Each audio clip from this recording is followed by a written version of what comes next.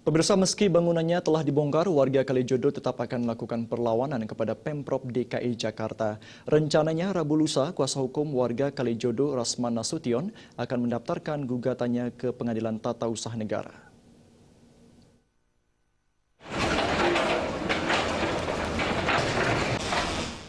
Meski tidak ada perlawanan fisik, saat bangunannya dibongkar oleh Pemprov DKI Jakarta, warga Kalijodo tetap akan melakukan perlawanan hukum kepada Gubernur DKI Jakarta, Wali Kota Jakarta Utara, dan Wali Kota Jakarta Barat.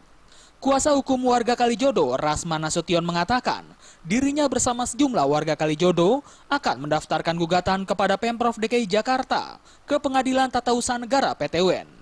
Untuk gugatannya kali ini, warga Kalijodo akan menyoroti keberadaan bangunan-bangunan di Kalijodo yang memiliki sertifikat.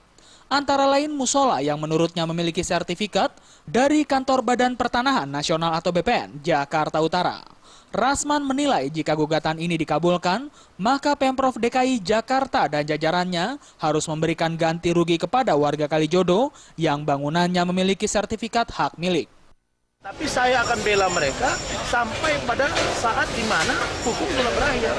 Misalnya sampai Mahkamah Agung, seperti apa? Itu yang harus saya lakukan. Sekarang ada PT UN, seperti itu. Jadi saya tidak bisa salahkan siapa-siapa ini. Pemimpinnya yang kurang memperdulikan. Ingat ya, nah itu nanti hari Rabu kita bawa ke PT UN. Kalau PT UN nanti mengabulkan, tentu akan ada ganti rugi kan.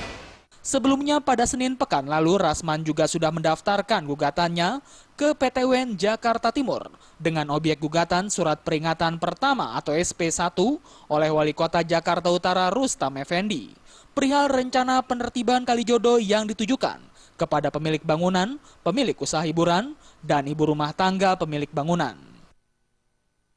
Dari Jakarta, Wesa Diatmo.